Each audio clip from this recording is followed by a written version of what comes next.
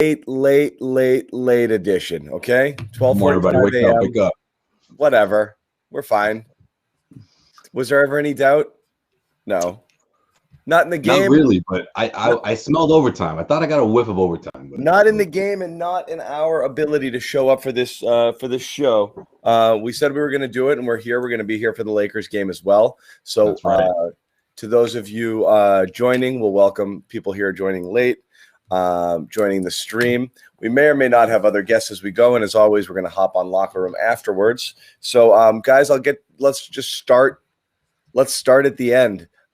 This was, the Celtics have been good in fourth quarters lately, especially closing, which has been uncharacteristic based on how they've been in the season.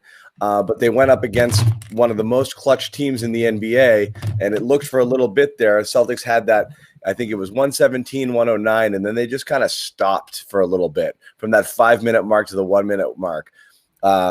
Not great shots. Thank goodness for Rob there. Bailed them out a couple of times with a couple of buckets there, or else they might not have scored at all. And then Tatum with a freaking dagger at the end there, which was, classic no, yes shot. But, I mean, that's what scorers do. And, that was cold-blooded. So that was it. Marcus there at the end, you'd like to see him hit the 2 free throws, but that was clever there. What the Celtics did, missed a free throw, trapped the rebounder. Portland had no timeouts, no ability to advance it. I loved this game. I mean, I know everybody was freaking out over the Denver game. I loved this game, not just how they pulled it out, but I loved the pace they played with. I loved the intensity. This felt like the whole game felt like it got kicked up a notch. Yeah, they had tone setters throughout too. You had Kemba Walker early pushing them on transition. You had Marcus Smart setting a tone on the defensive end of the floor for stretches of this one. Then you finally had Jayson Tatum looking like that February 2020 version of himself in crunch time, just making it happen. Exactly. Getting into the free throw line, taking advantage of the bonus. And it almost, when you think of the way he's using the bonus, getting to the free throw line, as I just said, it's almost a step above what he was doing in that February stretch a year and a half ago, because that was all shooting. It just, lethal 3-point shooting, volume looks from outside. Now he's adding that free throw. Last 3 games, 10 attempts, 16 attempts, 8 attempts. Just free points for a guy who's shooting probably close to 90% at the line this year. Such a useful attribute for this offense that doesn't get to the free throw line a ton, and he's just willing them the advantages in these games right now from that location. Keeping the turnovers low, dishing the teammates at a steady pace. He looks like that floor general that he was for them in the playoffs again, and that is just a game changer for this group. He's past that COVID fog, it feels like, and what a shot, and what a drop, and great adjustments late by Brad. This was a tough one to win. I mean, they were down 3 steady throughout this one, and it felt like Portland was just that much ahead of them throughout large stretches of this game, and then they turned it up in a big way in that fourth quarter. Yeah, no question, Bobby. I like what you talked about. John talked about the pace and the way they looked offensively. I mean, that went such a long way for Jayson Tatum, because it's been something we've been talking about the last couple of weeks, right? It was like, if you guys can swing the ball around, help him help himself, right? I mean, whether it's Robert Williams, who I thought was great and just getting touches in the paint. I mean, Sherrod talked about that last week, but we saw that instantly. Those first 5-6 possessions, and it seemed like it seemed to happen throughout, whether it was him, whether it was other guys in that lineup. Of course, Marcus Smart is the other key here, helping him get those open looks. But, of course, helping guys like Marcus and Robert Williams get open looks for themselves. Now, Robert Williams wasn't afraid. He hit a couple of big ones, or at least ones that they really needed, like you talked about, John.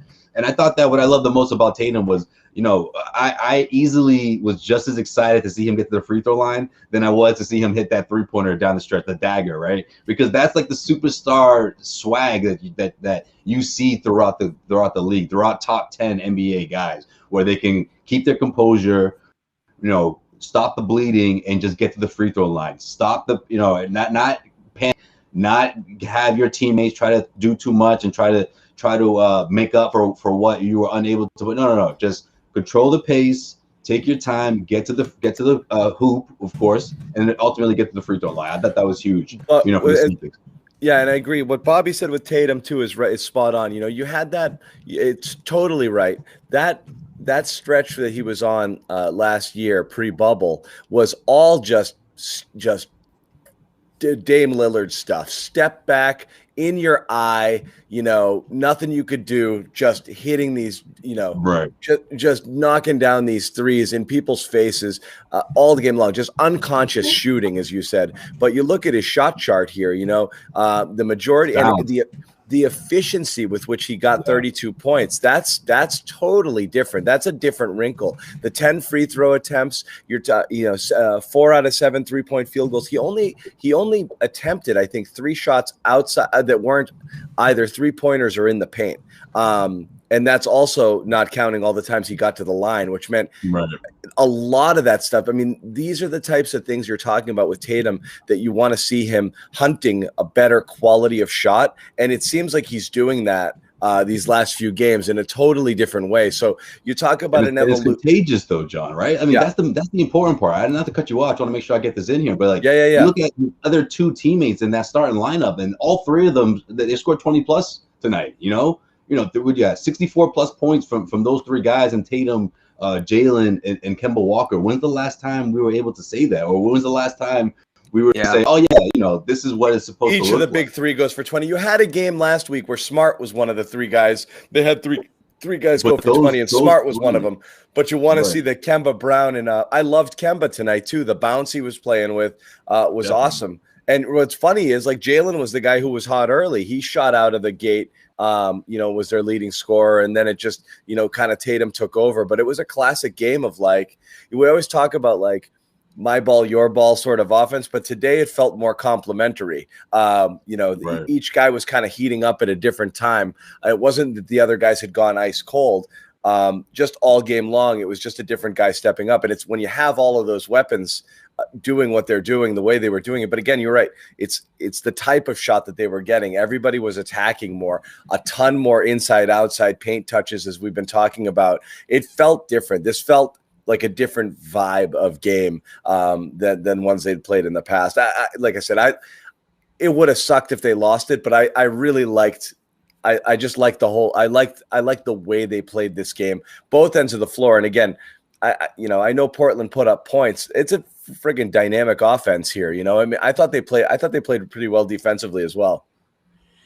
Yeah, and what's interesting about this resurgence for this team is we're starting to see things they did so well last year, whether it's spot transition runbacks on defense or the defensive rotations or sharing the ball at a high level like this, multiple layers of facilitating. We're starting to see everything that drove that playoff run come back, combined with, like, the new things that they've shown off this year. Offensive rebounding, they were all over the boards all game long tonight. Second chance points were so important for them. A new level of physicality off the bench. I think if I have to look at something negative from this one, Portland's bench really took it to Boston's for stretches, but there was still a physicality factor there. And, the staggering of the lineups that they were able to take advantage of Kanter a little bit, that kind of saved them. Melo skewed those stats because he had. It's good to have that guy off the bench. Melo's mellow, but let's be honest. I mean, he doesn't shoot lights out like this very often, and so that obviously made it really tough. I mean, this just he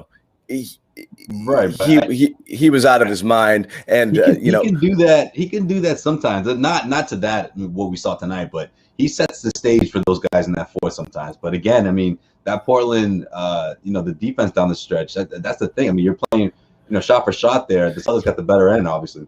He can, but I mean, honestly, he's got his his lowest shooting percentage of his career this year. I mean, he is what he is. He's a guy who comes in, shoots a ton, but usually is around 40% field goals. He was 10 out of 15 tonight.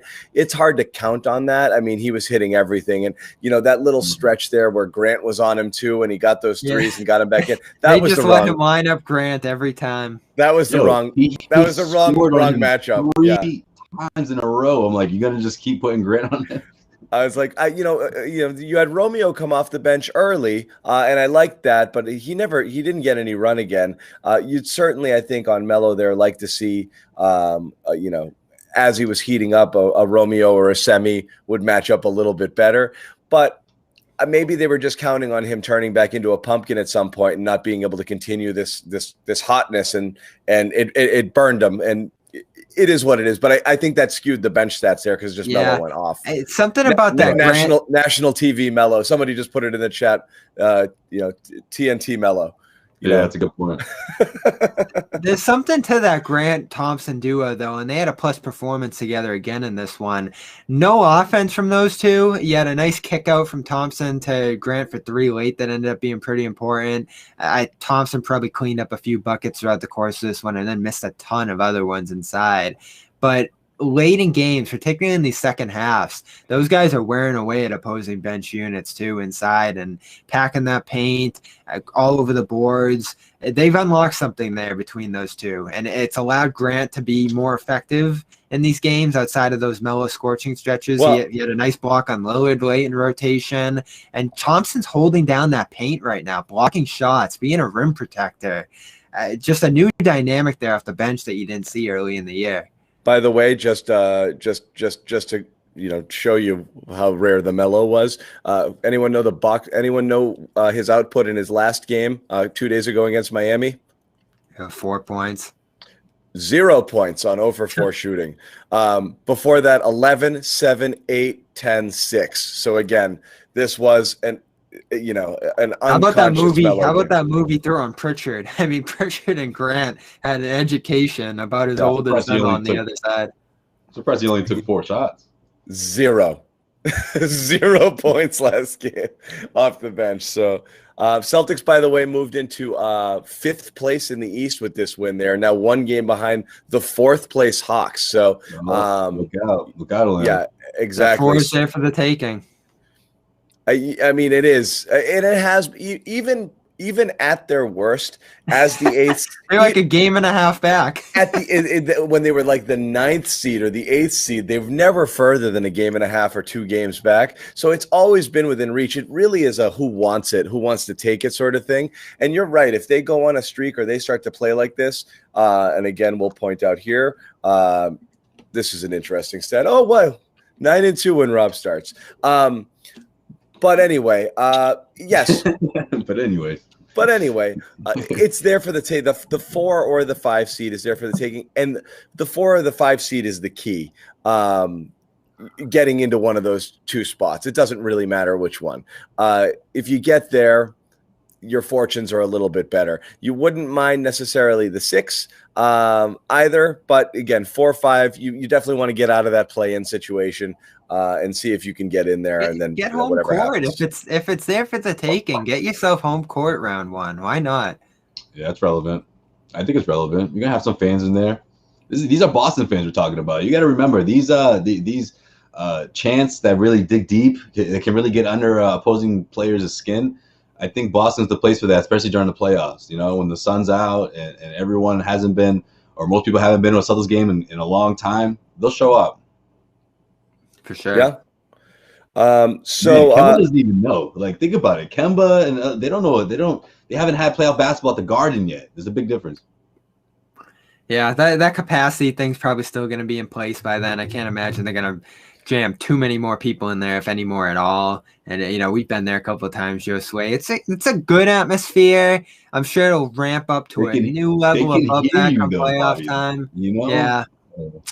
Yeah, I know. I mean, it's a huge step above 0, but it still doesn't even approach that, May basketball we're used to, which is going to be too bad. It is weird. It's just in terms of everybody's internal clock right now. It's mid-April, and we're not in the playoffs right now. It just is odd, right now.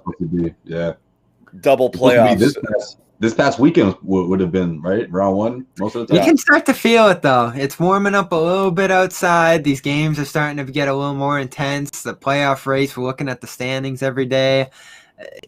It's getting here, and there's some big ones to come in the week or 2 ahead. I know. You can always feel it around these parts. People are in a better mood, They open the doors for you and stuff, It's not like that winter attitude around Boston. Yeah. Bruins, too. Bruins getting back on their feet. Bruins making the type of moves you wish Danny made at the trade deadline. I'm just kidding. Let's talk a little bit about Kemba. I loved it. I loved Kemba today. aggressive, overall good game. And as you said, if this is the Kemba you have all year, absolutely take it, cash it in. This is, this was a good, this was a good game for him to step up and play the way he did. We're going to try something here. There's somebody knocking on the door here. If they can hear us, they give me a thumbs up. I will let them in the door. They can hear us. There we go. Hey, Sherrod, what's going on? Hey, buddy, can you hear all of us? I can hear all of you. Where'd Bobby go? Oh, he's what? You made him leave. One orangeman in, one orangeman out. Is that how this works? I guess that's how it works. One by one. Well, sometimes the app gets wonky and you create little ripple effects here. And someone comes on and then the next person can't hear. But we've gone over we went over our thoughts on the game, Sherrod. Why don't you give us your initial thoughts on just tonight? This is a Boston Celtics team that all of us thought could actually contend in the East. The way that they were just attacking all game long, big shots from Tatum, multiple effort plays from Marcus Smart. Kemba Walker, I thought had a really good game. Even your boy Grant Williams knocked down a big shot here and there.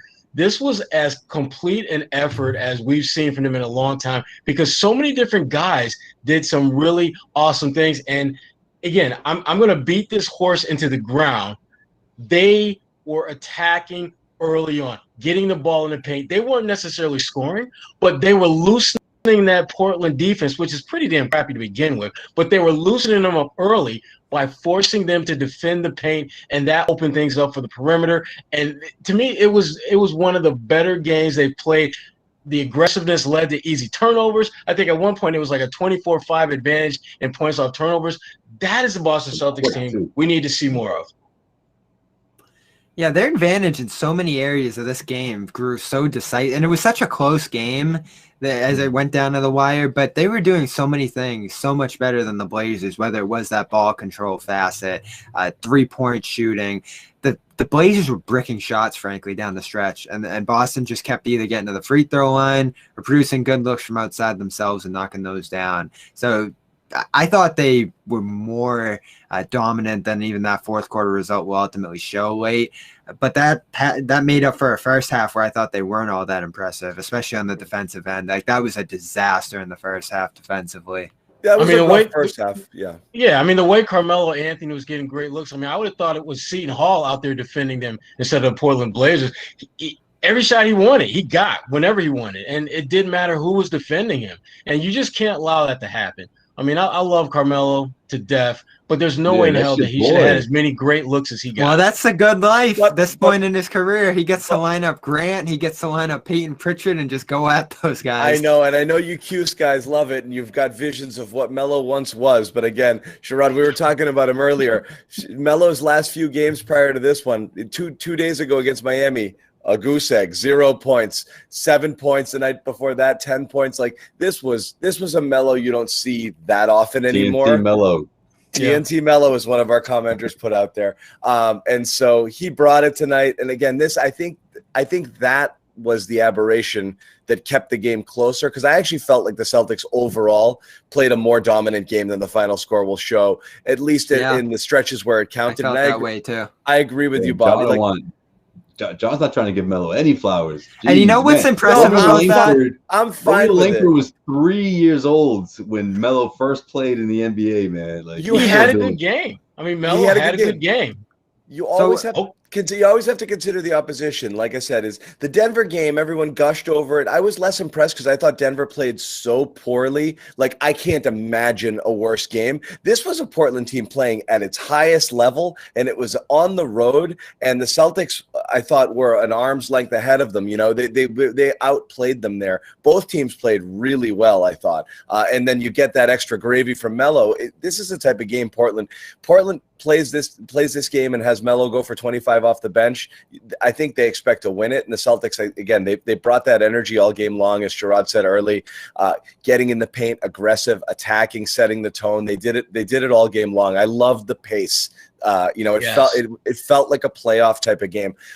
Real quick, we'll get into a lot more stuff here. We haven't had a chance to tell people. Locker room. By now, if you've been watching this post-game show, it's this thing we do.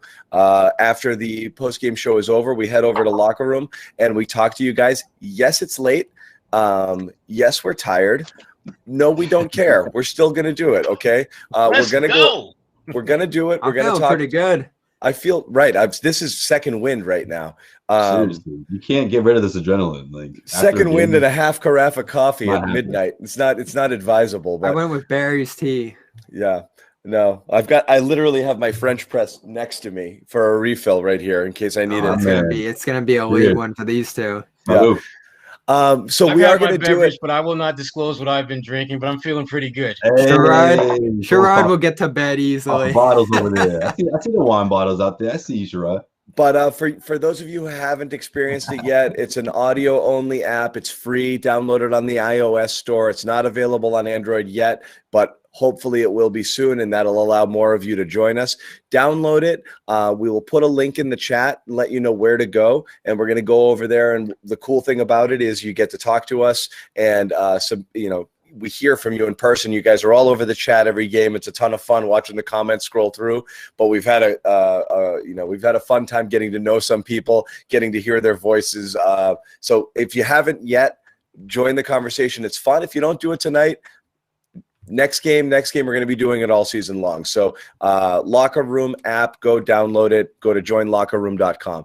Guys, more on this game right now. Other thoughts and things that stood out to you? I want to slip in a guy who's not going to get a ton of credit for this one, but I do think he deserves some. Don't you say Tristan Thompson? No, but he was part of this. Brad He's gonna Stevens. say Grant. No, Brad Stevens coached a hell of a fourth. There's some people in the chat apologizing to Brad as well. My moment of the game was about 6 minutes left. Lillard hit a Tristan. 3. No, Tristan was still in here at this point, but that was a good move too. When the 4-minute stall there and he got a couple cleanups at the rim. But before that, Lillard hit a 3, made it a 5-point game, and Brad threw some aggressive traps right away at him. Got a quick stop on the first one because Powell missed a long 3, and then got a turnover on Nurkic, a sloppy one in the lane on the next play. And that kind of just threw the Blazers off their offensive flow for about a minute and a half. He ended up getting another one, but Lillard never really broke through in a way that scared you late. And some good trapping was part of the reason for that. And just some sharp defensive rotations otherwise. They were making Portland take tough shots, long threes, just being in the right spots defensively. The Rob point's good, John. That was a nice adjustment. And then he called out that trap on the final free throw after Smart missed the first one. He drew that up on the fly. So this was kind of an old school, clipboard out, drawing up things nonstop, fourth quarter Brad kind of game that we remember from 2015 or so. But isn't this the kind of the scenario that Brad Stevens typically does his best work, where his team is considered the underdog and no one believes that he can do X, Y, Z, 1, 2, 3, and then all of a sudden, wow, they're able to beat a really good team or beat a decent team in Portland.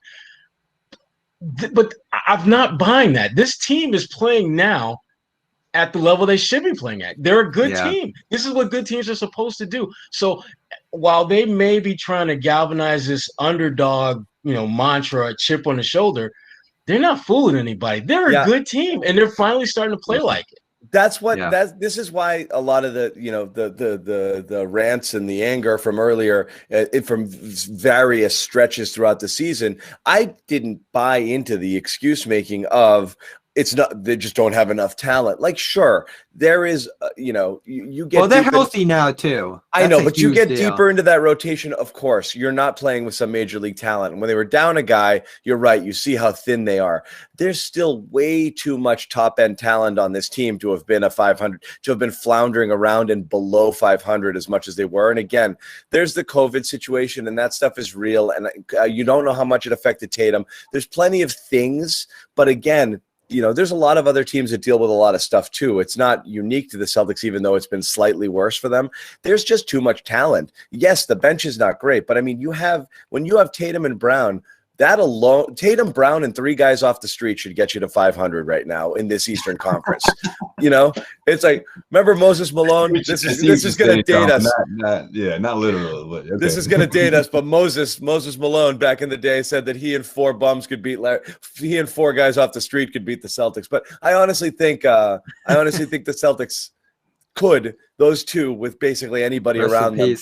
And you're not talking anybody around them. You're talking about Kemba Walker, who even at a slightly reduced version of himself was a starting all-star. Let's talk about Kemba, because that's a big difference right now. And Marcus Smart. These are legitimate players. There's enough. And Tristan Thompson, whether he was playing well, you had at least 5, 6, 7 legit NBA players throughout most of this season. Their play was inexcusable. As Sherrod said, their level was definitely higher than what they were playing at for a long period of the season. That Kemba kind of came and went, though, as did other guys in and out of the lineup legitimately. Sure. And now it feels like there's a new Kemba. Not quite the old Kemba, but a new Kemba compared to what he was earlier in the year. I don't know. Here's the thing about Kemba, though. My thing with Kemba is this. He's not quite where he was when he arrived here. But what he's starting to do a better job with now is figure out ways to contribute that don't necessarily require him to score points. You look at his numbers in terms of rebounds and assists, like the last 3, 4, 5 games, he's been really good. I mean, and it's not that he's just getting guys the ball, when he's in trouble. He's getting the ball to guys in rhythm. He made a couple of sweet passes in this game that I didn't think Kemba had in his bag, because we never really saw that. So to me, we're seeing a different version of Kemba, a version that, frankly, I feel a lot better with going forward, because this Kemba doesn't have to score a ton of points to put his imprint on games. And to me, that's the secret sauce for this team to get over the hump, with Kemba not being Kemba that we've seen all those in Charlotte. Again, this was a good win, man. This was a really good win because, again, and I think you guys pointed it out earlier, it wasn't easy. They had to grind it out. They had to execute down the stretch, something that we've been absolutely killing them for all season long, because they were killing themselves in that regard. Yeah. It was interesting. You're talking about the rebounding. I mean, there was a point in the game, just a weird stat, where Rob Williams had the most field goal attempts on the team, and Kemba Walker was the leading rebounder. Kemba Walker was the team's leading rebounder heading into the fourth quarter and was finally surpassed by Tatum. He finished with 8 rebounds and 7 assists. That's a pretty... as you said, both ends of the floor, it's he's getting into the thick of it. Where he's suffering is in the shooting department, where he's just had, especially from behind the arc, has been a real slog for about a 10, 12 game stretch here that's just been dragging down his numbers. And I think that's the stuff that freaks people out, because they're just like, he's not doing it. He's not. But again, what you're looking at with Kemba, his involvement, his energy, his mobility, those are the things you look for. He's always been a streaky sort of shooter. If you look at his career numbers, he's always low 40s in general field goal percentage with a 3-point percentage somewhere in the high 30s. That's what you're getting here. He's just a tick below those numbers this year. It's not ridiculously low. It just is inefficient. That little difference makes a difference if he's going to be jacking 18, 20 shots a game and they're losing. So this is the type of Kemba you want to see. I mean, he knocked down a couple of big threes in this one. As you said, the passing, moving, whipping the ball around, he was part of the flow. It felt like he was in the flow today, instead of just like, all right, I'm going to try to do Kemba things right now. The efforts felt disjointed at times throughout the season. This didn't feel like it. Yeah. Right, and that's the biggest difference. Like Kemba, when Kemba is down on himself, it seems like, or at least it felt to me throughout the course of the regular season, he starts not being engaged as much. Whether it's grabbing those extra rebounds or just penetrating and keeping the ball in your hands or keeping guys involved. That's the difference that we're seeing now, because now he's getting people the ball where they like it. He gets the ball back and he's keeping himself engaged. We talked about it before. When he's ice cold throughout the first half, he's still capable to go off in that second half. We've seen that before throughout his tenure here in Boston and throughout his career essentially.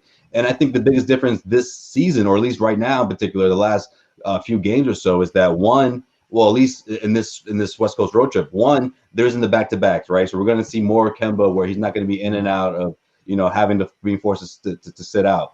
And two, he's going to be engaged more because now that the ball's swinging more, and now that we're seeing Celtics get more opportunities for not only Kemba but for Robert Williams and for Tatum, that he's not going to just shy away. I mean, that's what used to worry me before, where it seemed like if Kemba missed a few 3-pointers, he felt like he couldn't find another way to be effective, or he was down on himself and he didn't want to step on Jayson Tatum or Jaylen Brown's toes. But now everyone's encouraging one another, and that's a huge difference I'm seeing, especially in that starting five. That's why I think it's so important for him to be out there, of course, and not having to sit out at least for these next week or so, since the Celtics don't have another back-to-back coming up anytime soon. I mean, it's so important for him to get more comfortable with that starting lineup, of course, with Marcus Smart back, and of course with Robert Williams anchoring that starting five. Yeah, and you just touched on a second ago, Josue, with Robert Williams. I mean, he actually made a shot or two facing the basket, not just relying on lob dunks and things like that. Right, That's going to.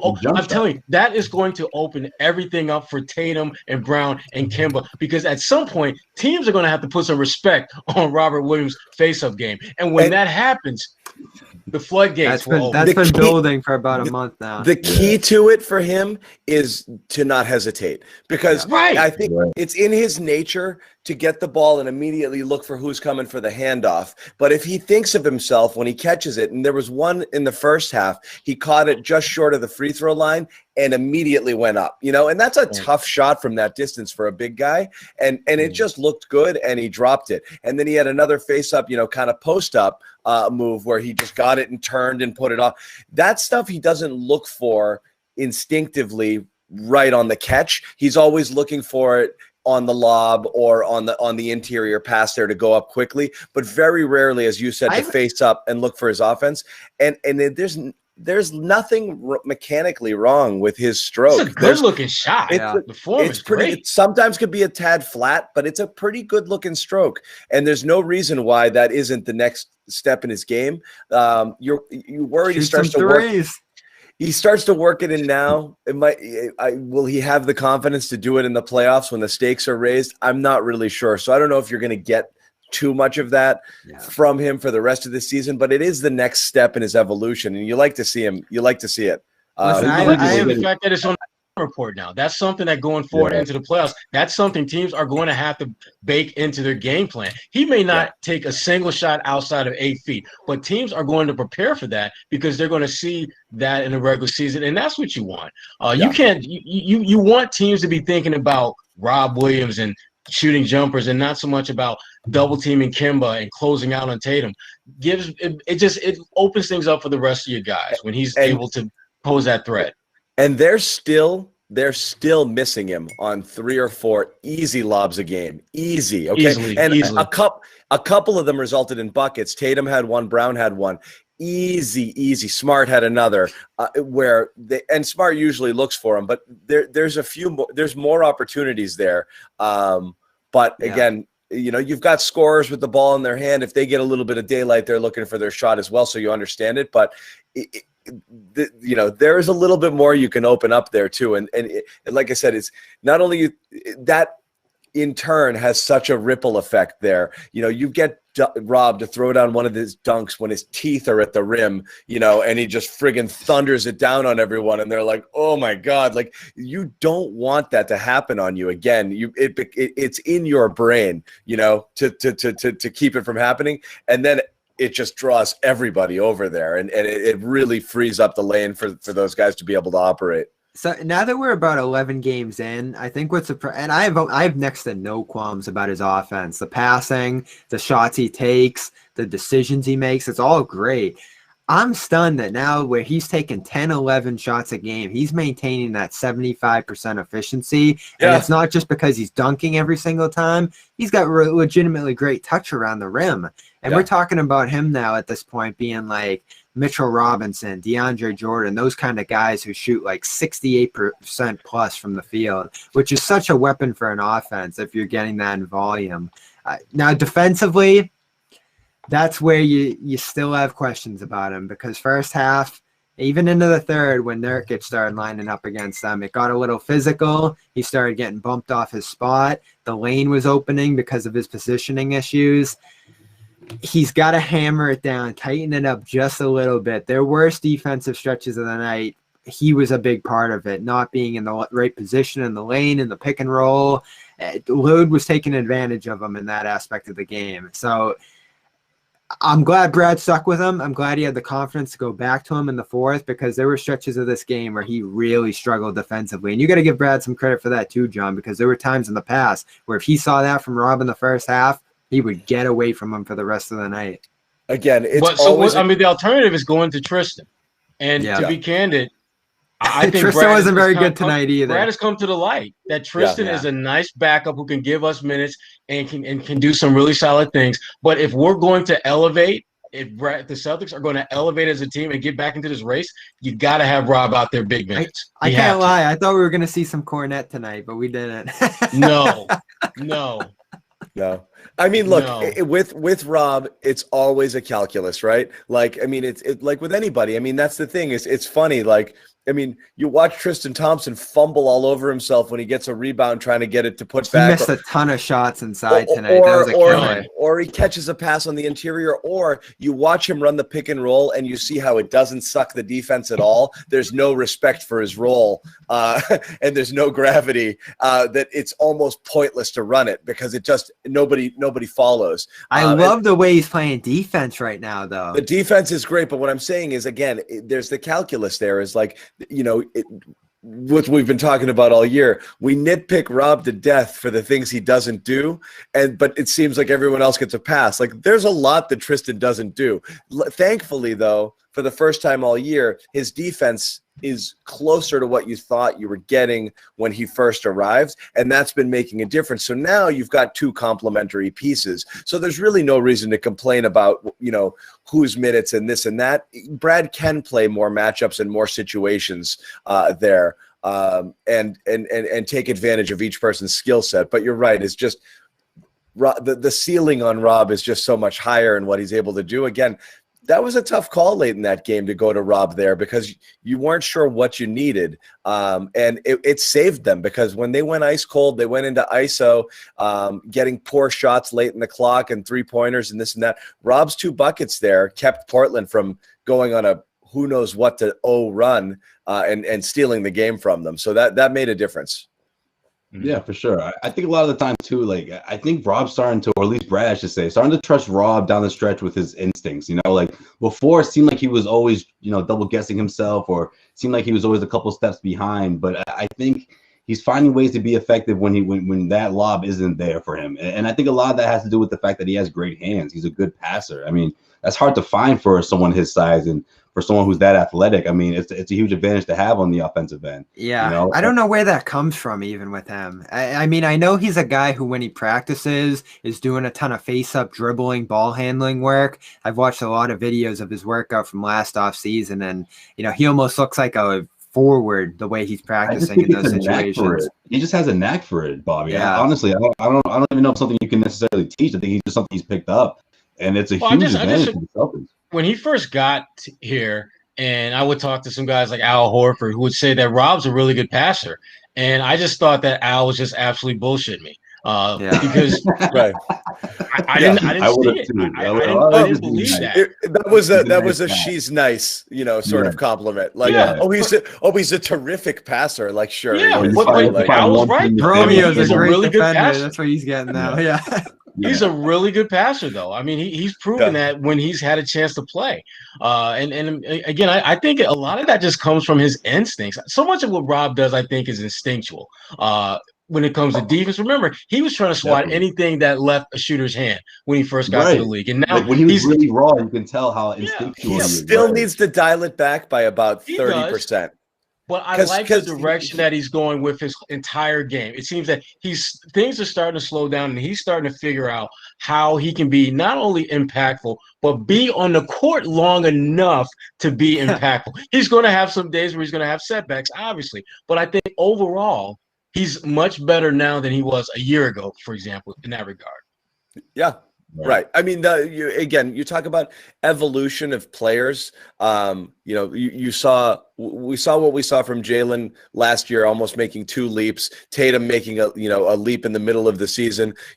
Rob's leap this year over last is almost indescribable. Like you said, we were wondering whether he was even playable in a playoff series last year. Like, is he worth even putting out there for a minute or two? And now you're talking about, like, you got to get him up to 30 minutes and screw it, put him in against Embiid, and whatever happens.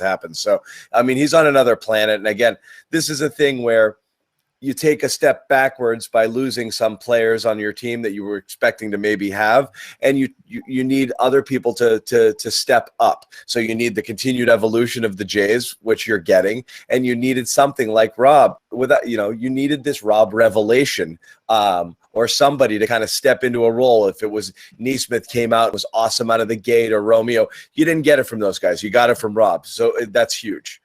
Yeah, 21 assists. 8 turnovers in April. It's just incredible.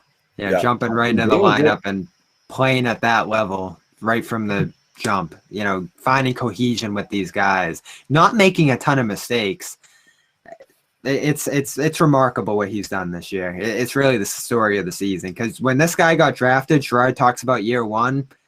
He just didn't play last year. An injured wreck, out 43 games, barely able to get involved with the team last year. And now for him to have this level of impact this quickly, it's really astounding, especially for a guy who fell so far in the draft because of all these concerns around him. But that's the thing about it, though. Bobby's so shocked. No, I got a lot of people in the chat really concerned about Josue, so they want me to ask him a direct question to make sure he's still with us. He's starting to dress. Don't worry about it. I'm good. He's hydrating. When we go through, do I need to get you a drink from the top shelf? Nah, man. Sure? I'm trying to jump in here. we go in stretches where Josue isn't directly involved, and he starts to slip into a little bit of a coma. I'm chilling. We gotta pass him the ball like Rob. So, Josue, we need to get you involved in the offense here. We're going to pass you the ball. Go. Oh, no, I try to jump in there. Go ahead, Sherrod. Go ahead. I got the next one. No, I'm going to be a good teammate and get you to rock. Go ahead. All right, I appreciate that. All right, but no, I was going to say about what Bobby just said about Rob. I don't – like, this doesn't come as a surprise to me. I mean, it's easy to say, well, Brad should have been playing him, before. Well, I don't think it worked quite that way, because I thought – Daniel Tice, when at the start of the season, I thought he had another notch to him, to his game, if you will. Hey, he was knocking down that 3-point shot. You saw how that opened things up. I thought Grant Williams had another notch to him. But also, when Robert gets his opportunities, you see the impact he makes. And I think through the growing pains, if you will, whatever you want to call it, he's getting it now. And I think that's really significant for this team. And it's not necessarily just about him being a starter, but it's also how he finishes the games, right? That's crazy, Josue. It's also about him not getting into foul trouble. Like, that's going to be so important for this team, especially in the postseason. Like, he cannot be that dude. We've seen him be that guy before, racking up 3 fouls before halftime. That just puts the Celtics in a really, really tough spot on both ends. We can go back to the archives from the playoffs and find a video of us debating whether Grant Williams or Rob Williams was better, which is just wild to think about. Right. Seriously. Like, that's the 180 he's made, or not even, he's just. That's where it was at, Sherrod. Like, Brad was looking down the bench in the playoffs saying, do I go to Rob or do I go to Grant? Sherrod's like, I missed that one. I was not with the team then. I did want to talk about a little bit about Marcus as well, from especially on the defensive side of things. Another really good defensive game from him. And we all know how this Marcus story has gone. And we're not trying to draw any added attention to the Garden Report, but it's well publicized and well known at this point. Marcus took exception to something said on this program. It's made the airwaves. It was talked about on the radio, a lot earlier this week about Marcus's, listening to the criticism, and not just Marcus, other Celtics as well. And this media, how the media criticism has gotten to him. Marcus again addressing this in his post-game press conference. I don't have the sound yet. I'm just going to read you the quote.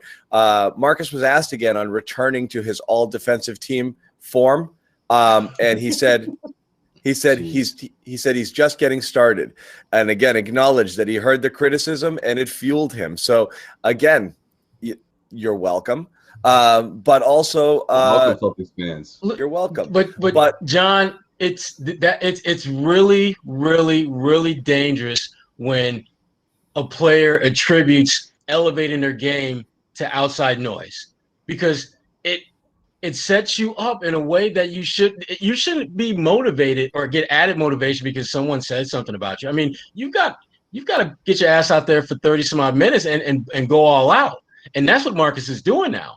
And to me, it's a domino effect. His effort defensively is trickling down to the rest of that team, and they're all playing so much harder. And that's a great thing to do. They're playing like the team that we fully expected to see at the beginning of the season. And if you want to attribute that to media talk, that's fine. But I think in all reality, you had to do that. That's on you. So own that shit. I mean, own what you've done to step your game up. Don't stop giving credit where you have to be the one to save. You have to be the savior of your team, not the media chastise you, not the media calling you out. You have to be the one and own that. Yeah, but that's the way I look at this, Rod. Like that's the thing. Like when people are like, "Oh man, like I can't believe Marcus said that," I'm like, "Good. What you think I got? That's nothing. Like you know what I mean? Like that's part of the whole thing here, right? We talk about the team. If they're not doing well, we say they're not doing well. The players respond, and now they're doing better. And what are we talking about? We're talking about how much better they're playing. That's the story I don't mind writing, Sherrod. I'm sure you don't mind writing that, the morning after. I mean, listen, that's the whole thing here. And if people want to say, well, Marcus shouldn't even mention something like that, I don't have a problem with that because, listen, if that motivates you, then so be it. Whatever it takes, right? I mean, some people people believe that it shouldn't take that, but regardless, if it does anyways, then good, run with it. Go ahead. You figure, as a player, you figure out what. If he makes enough choice, all defensive team or whatever the case may be, whatever the narrative is, I'll write the story in the morning and say, hey, you got that. You know what I mean? You told us so, Well, even before he started playing better, I mean, his all defensive status wasn't going to change. He's going to be in first or second team. I think that's pretty much a given, even before this latest run. But my thing is this. If you are a very good team and you've got very good players, you should win a lot of games. And if you're not doing that, you need to play better. And if you have to feel as though it's you against the world and that's going to make you play better, then you do that. But you're not fooling me. If you're playing better, it's because of just what I just said. You are playing better, not because Sherrod or the Garden Report or Shaq or anyone said this or the other. You're playing better because you're playing closer to your potential. You're being, as John would put it, the best version of yourself. Right. Best version of yourself. Everybody say it. No, but I mean, but that's you know what I mean? Like to Marcus, like you did that. You know what I mean? But if you want to throw us credit, all right, we'll take it. They don't. That's the thing. And when we got animated talking about this the other day, that was the point. If they're playing better now, that meant they were playing worse before. Therefore, criticism was warranted. You make the case for and against yourself in that regard. If you're the Celtics now and you have upped your level of play, that's actually lending credence to all of the people who had said you were playing well below your ability and your potential, which they were, which is, I think, why everybody's freaking out, not just in the media. I mean, we've done this every single game all season long, including preseason, the bubble and the playoffs last year in this game. And we see what people are in here in the chat saying. We got thousands of people coming in here and just letting it fly. And they're friggin' frustrated, because again, you wouldn't get frustrated if you thought the team had no talent and no shot. You get frustrated because you think that the level that they can play across the board is better. And when you see them play it, you're happy that they did it, but you're like, we were right. They were playing like ass before, and they kind of were. So whatever they used for the motivation to get to this level, it's great. Bobby, I want to engage you, my friend, because I can't tell if you're frozen or doing something else. But I'm just listening to the dialogue here. I want to hear a little bit from you. Yeah, right. Bobby knows exactly. How do we do this with 5 people? This is a great show. Sometimes you got If I'm going to throw it back to the conversations we had about Smart, even at the deadline there, I think it's worth noting that, he had a point himself. Millions. Millions. Thank you, John. He had a point himself. I mean, he was out he was coming back from a major injury we thought at the time might have ended his season in a dramatic way. So when he was coming back trying to get his feet beneath him, there was definitely a 4 or 5 game stretch there, I think of Memphis in particular, where he was not himself. You remember that switch with Rob down the stretch, losing John Morant in key situations. There was another game around that time too where I wasn't all that impressed with him defensively, and that's when we had those conversations. Is he slipping? Is this as good as we've seen him play in the past? When really, if you look at his season right now, first 11 or so games, they were solid defensively, probably like a 107 defensive rating or so. That went way up when he exited the lineup. And then since he's come back, it's gone way down, and they've been a much better team to the point where they are a top 5 team on the defensive end of the floor in April. So you look at this and we say, is he overrated? Are these, things about his defense overblown? Well, you look at when he's in versus when he's out, the tone he's setting when he's in there versus the other guys trying to piece it all together when he's out of this lineup. I know there's a replacement level issue there because it's Grant and Pritchard and others coming in for him, but he's so important. And I went as far as to say during those conversations, he's the cornerstone of this defense. And I still think you see it. Well, he not is. Because yeah, and it's not like what people think he's going out there and shutting down the best guy every single night, but he's the one, the point man, getting back in transition, as you saw tonight. He's rotating on the big man. He did it again on Nurkic tonight when that becomes an issue. He's just doing like 7 different things a night to piece this together. Talk about that sequence too, man. Yeah, like the NBA defense has changed so much over the last 10 years, and he does the thing, even if, John, he can't stay in front of Steph Curry for a whole game. He's doing other things. Let me know who can. He does. Nobody can. It's the same thing about. It's the same thing about stopping Embiid. Nobody can. Okay, that's all. You're right. Yeah. It's an unfair criticism to say. It really doesn't matter what we say about him. The shiftiest, quickest guys in the league who shuts down Steph Curry when he's in his bag. No one. Because we asked at the time, who can do that? Yeah, no one. No. Yeah, that's true. Do we all agree on everything? Are we silent here? No. No way. Look at Marcus Smart.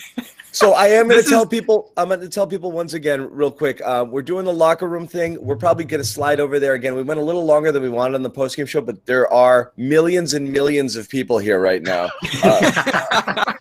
Millions of people. No, but I mean, again.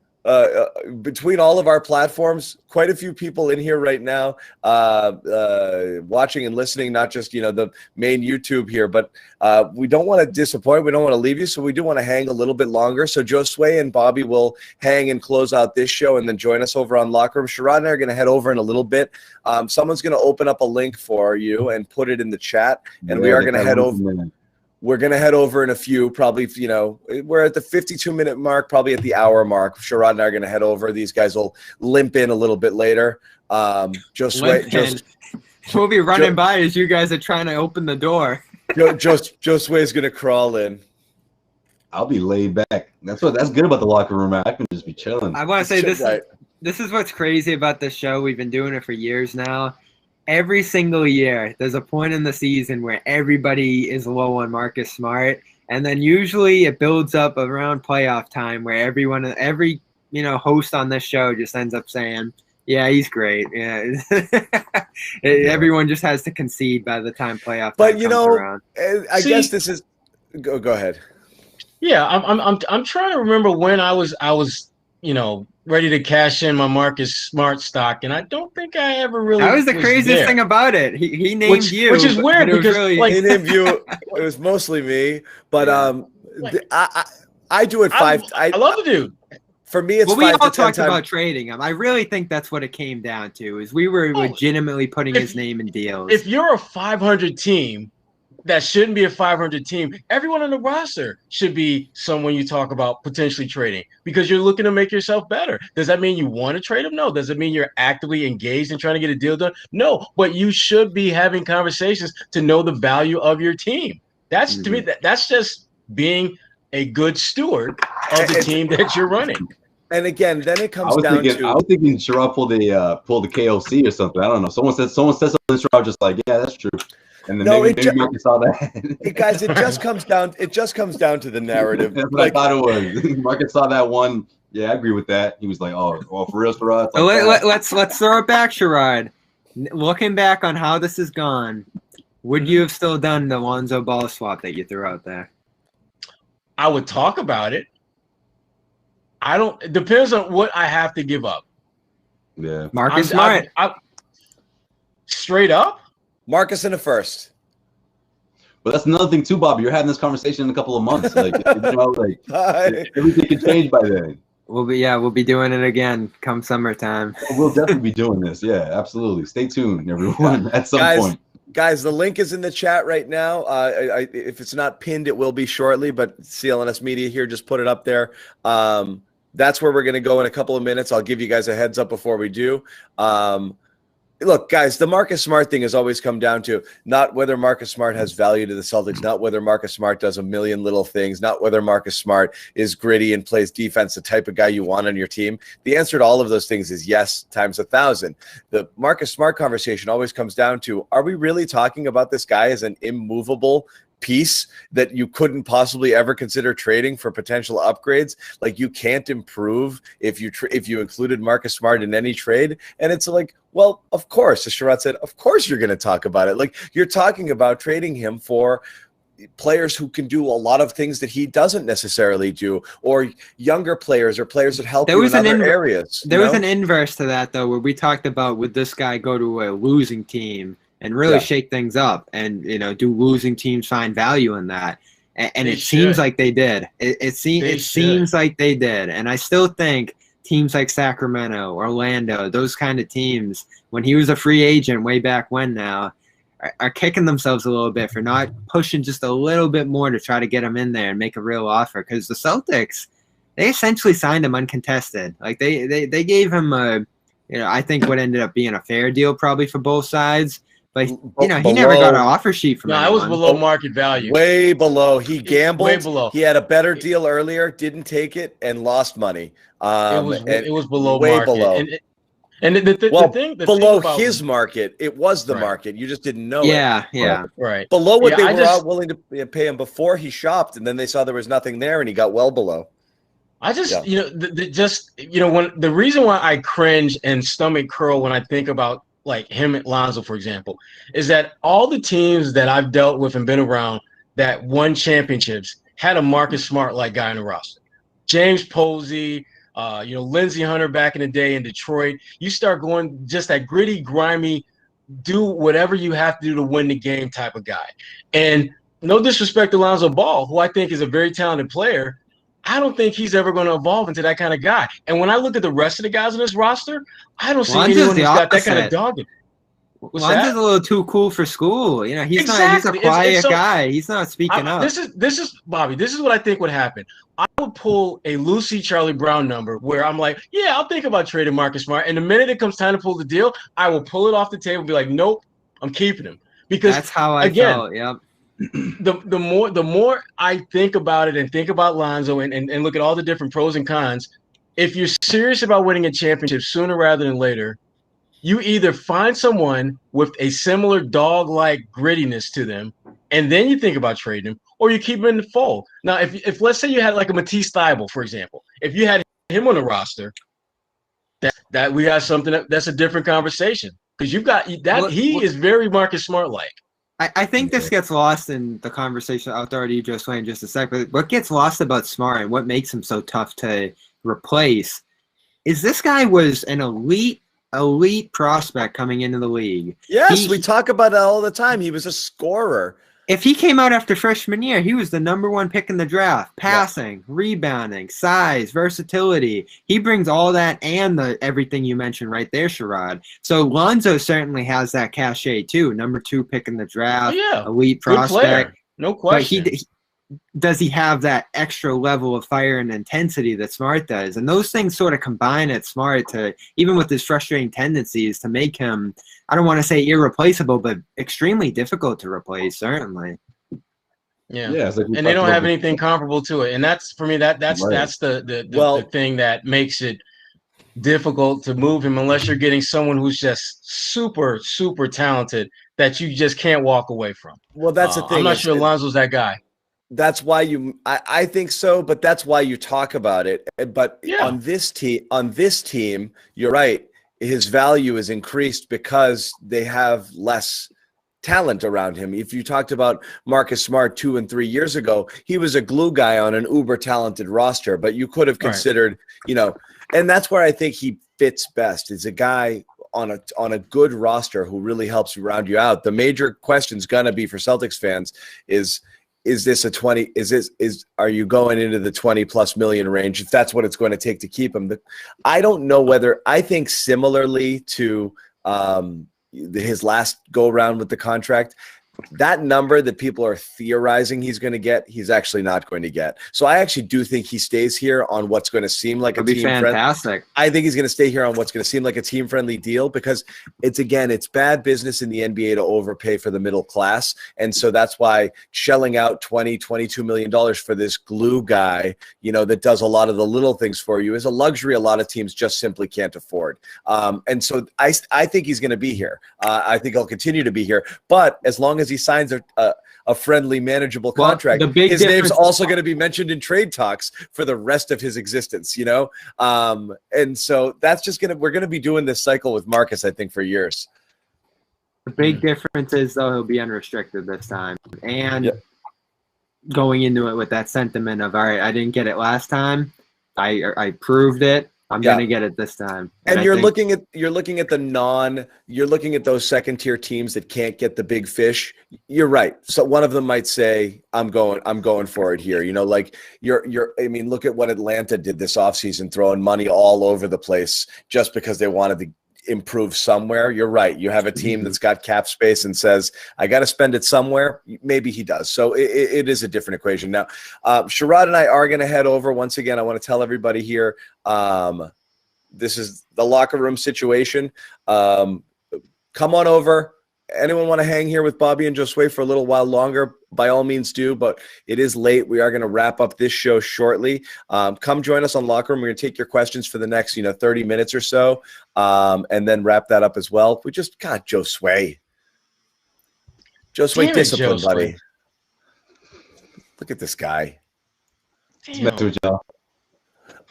So we're going to head out, but I'm going to pass it over to Bobby here and Josue. So, Sherrod, why don't you head out and start jumping into the room because we've had some issues here. And we will see you guys over there. Whoever wants to come now and everybody else come later. We'll be hanging. Bobby, you still here? Bobby, are you two people? I'm here. Are you two people I'm trying to take control over here. I always do this too late. No problem. I'm going to hook you up. Ready? I can hear him, but I thought it was going to be the Josue show. I don't see him. Yeah, he's the worst. Oh, it's the Josue show. There he is. Got me. What's going on, guys? Josue from on here. All right. What's up, Bobby? Hold on. Now I'm missing audio. Take over. 2 a.m. Josue show about to kick off. He's missing audio, Josue, so I can't leave. I can't leave yet. Because if you leave, you'll take me with you, right? No. You'll just be stuck because Bobby can't hear you right now. So I'll hang out here. We'll give Sherrod a little time. He's been struggling. Bobby's got control. He can let himself in, and when he does, as long as he can hear you. Bobby, you got Josue? Yep. All right, I'm out. I'll see you guys in locker room, guys. Head on over in a few minutes. All right. All right. Bobby and Josue in the dark. Let's go. After dark, whatever you. Let's pretend we're doing one of our classic radio shows, yo. We're up until we got 10 minutes left to go. You already know what it is. Hit us up 899 WSCB. I don't know what your call letters were, but that was mine. DJ Bob's Thirsty Thursday. That was mine. Thirsty Thursday. You had the same title as me, though. I love it. Thursday nights, hip hop. I had 8 to 10. 8 to 10 was my slot. That was the way to go. So lots of stuff going on in the world. I know Jaylen Brown was talking about the situation in Minnesota tonight. Of course, DMX passed as well. We talked about that on our own. There's just a ton going on around the basketball world beyond sports right now. So we can take this a million different directions. We can take questions. We can bounce around the league where some interesting stuff is happening. The Nuggets just lost Jamal Murray in devastating fashion. So I don't know. What do you want to hit on, Josue? I don't know, man. I'm thinking we keep it something with the connected with the Celtics. I don't know if you want to do what Jalen had to say, or just in general. I guess with Jalen and of course, I'm yeah. sure So a lot of players across the league, I'm sure, are talking about it. A lot of people around basketball obviously weighed in on the shooting, and again, I know some people in the chat are going to be like, comply, and some people in the chat are going to be like, there was a tragedy. There's an issue at play here that the players care about immensely. We'll try to keep it as non-political, but it's going to wade into NBA waters now, and you can either accept that and continue to enjoy the sport or walk away, because it's not going away. I mean, this is issues that these players care about. It's in their own communities, and they want to address it, whether you like it or not. And so Jalen came out after the game again tonight, didn't want to address basketball. I think the exact quote was, want everybody to stay safe, and, just see less of this happening. Forget just police shootings. In this country over the last 7 days, we saw a school shooting. We've seen multiple school shootings since the country just kind of opened up again. Just so much tragedy around the country right now. I mean, we've seen a couple officers killed at the Capitol, and it's just a turbulent time. And I think consider too, when it comes to the league this year, is all the stuff that they have to deal with inside their heads. We talk about noise and criticism. We talk about fatigue, mental, and dealing with COVID cases, along with stuff going on in the world that they have to juggle around kind of in a space where they can't get out there and do anything about it. And I think it's immensely difficult, where we think that these guys are bulletproof. Think about them being noise to the absolute degree. And this way, and I know you've talked to a lot of players over the years and kind of gotten into some of this real world stuff with them. They are more transparent and stuff at a higher level than people think. Like, this stuff is criticism, real world stuff, and obviously family stuff as well. When you think of Karl Anthony Towns missing. Yeah, absolutely. I think it's easy to forget how serious they take that responsibility, right? Because it's obviously something that's been passed down, whether it's what they've seen in the past, or whether it's, growing up and being able to speak on particular platforms of social media, whereas past generations didn't necessarily have that. So, I think all of that comes with the territory. So obviously we're talking about the majority of these NBA players that grow up in those, kind of environment, and they know this is the best chance to reach so many people. The fact that they play in the NBA, the fact that they, make, X amount of dollars, and they're able to use that power. I think it's a great thing, obviously, but also I think it's easy to forget that they're taking this stuff home as well. It's stuff that maybe doesn't hit particularly hard for some players, but for others it does. So I think it's so important that Jalen keeps that, keeps everyone in check, in the sense of like, listen, we're dealing with this, other players are dealing with that, dealing with these issues.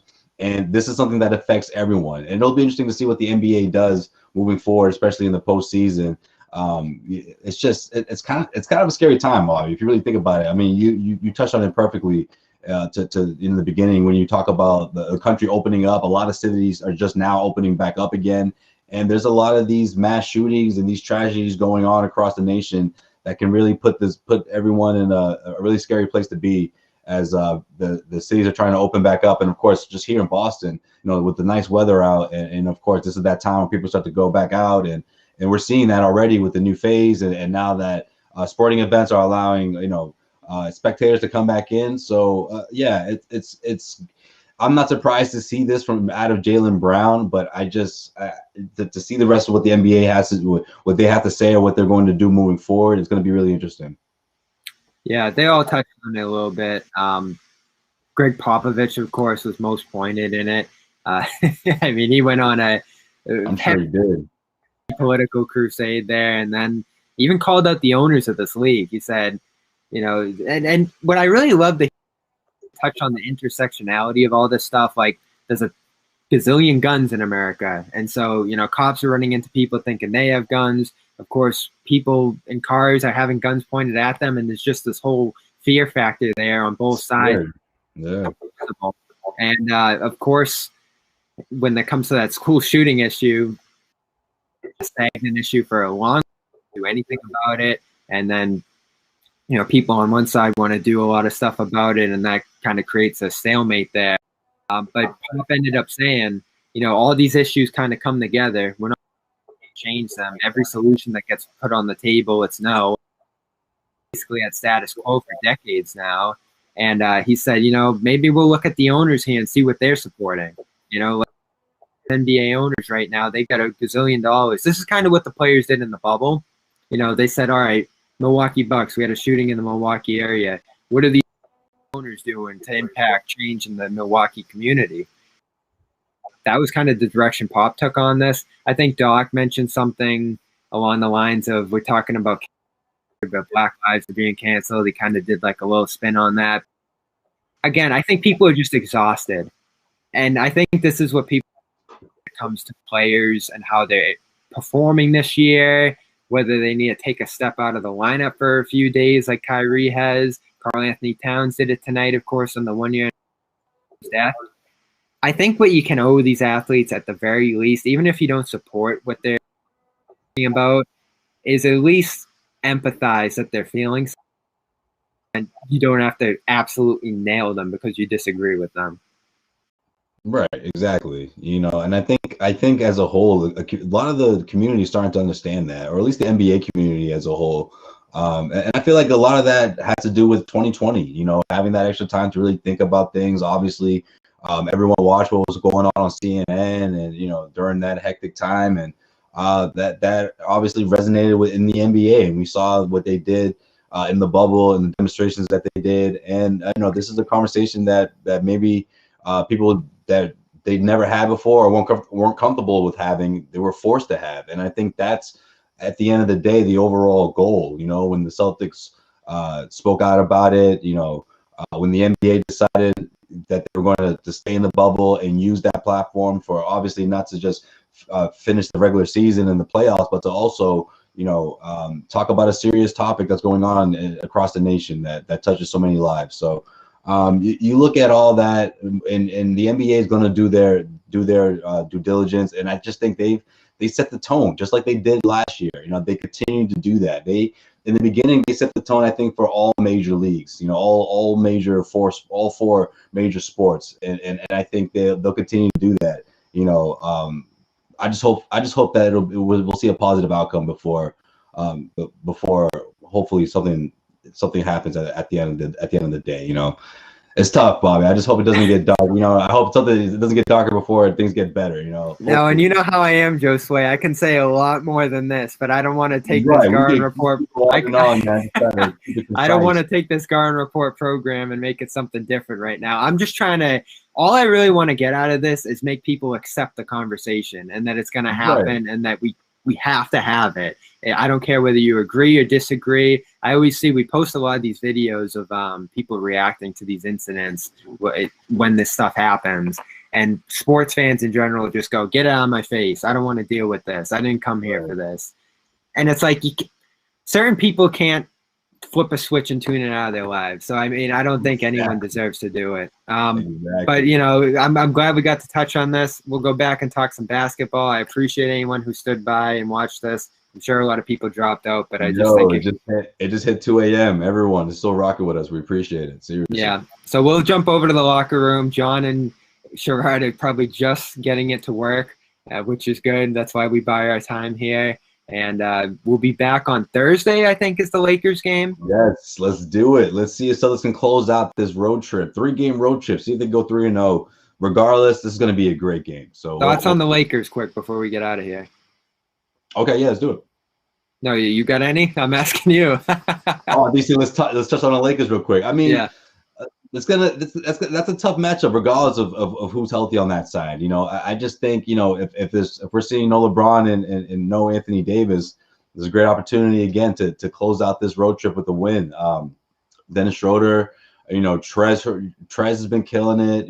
Harold, I think those are two guys that can really be a thorn in the Celtics' side if you're not thorough the way we saw they were against the Portland Trail Blazers, man. Like, this has to be all 4 quarters here, particularly that third quarter. I'm not saying that Jayson Tatum has to go out and put together another amazing third quarter like he's done the last couple of games or last few of these outings, but I just think they have to be able to sustain that toughness from the Lakers. That's obviously the champion Lakers for a reason, and I just think they, just like most teams in the NBA, they love seeing the Celtics. I mean, the teams that are the top-notch teams, they want to beat up on the Celtics, and the ones that are 500, fighting for a playoff spot, they see blood. They want to prove themselves. And again, the Lakers team that they see the Celtics are on the end of a West Coast road trip. That they're going to try to end this winning streak, but hopefully the Celtics can keep things going here. Yeah, you hit on it. They got interior play. They're outstanding defensively. And they have some shifty, quick guards that can attack the basket. And no LeBron, no AD. They've still been competitive. They had a really rough stretch there when they both went down for the first time. But yeah, Andre Drummond coming in made a difference too. And I think that's why we were considering that option, because he is a good player. And if he joins a good team, you see he can make a good impact. So appreciate everyone. We're going to Locker Room. Join lockerroom.com, or you can search in your app store. We're still waiting for that Android app, but until then, you can subscribe to the Celtics postgame show. If you just search it on Google, you'll find the various streams, Stitcher, iHeartRadio, wherever you need to get it on your Androids, and you can listen to it tomorrow morning if you're still boxed out of it. But hopefully we'll get that Android app going soon. Josue and I are about to jump over there for probably 20, 30 minutes, and we'll talk some bigger picture stuff with the Celtics. Thanks, guys. We're back Thursday, late night again. 12:30 a.m. more or less for a 10 o'clock tip. We'll see you guys then.